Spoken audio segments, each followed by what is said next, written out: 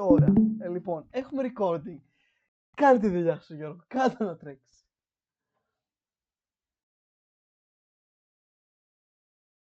Yeah.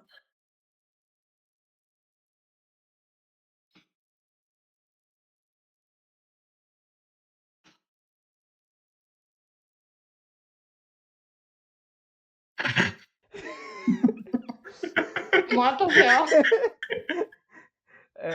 Αυτό που κάνεις δεν είναι σωστό. Αυτό που κάνεις δεν είναι σωστό.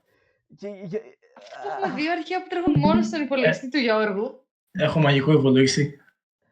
Άμα ανοίξω το V9, έχω screen record αυτή τη στιγμή. Ανοίγω το V9 στον υπολογιστή μου. Ωραία, μπορεί να το βλέπω. Ωραία, κάνε εσύ share screen. Δεν έχει νόημα. Έχω το screen record. Δεν τα έχουμε όλα. Κάνω εγώ share screen. Ο stripper είναι που κάνει όλη τη δουλειά, παιδιά. Λοιπόν. Οκ, βγήκα, δεν έκανα save. Ωραία. Ανοίγει το V9 σε μένα. Λοιπόν.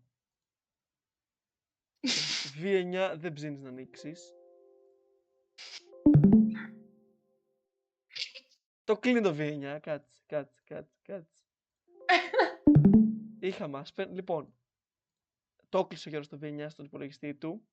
Το ανοίγω το V9.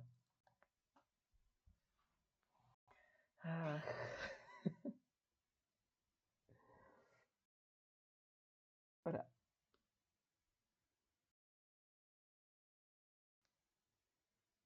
Κάτι δεν πάει καλά. Κάτι δεν πάει καθόλου καλά. Άνοιξε το V9. Home. Reset τα error, όπως έκανε ακριβώς το ίδιο ο Γιώργος. Οκ. Run.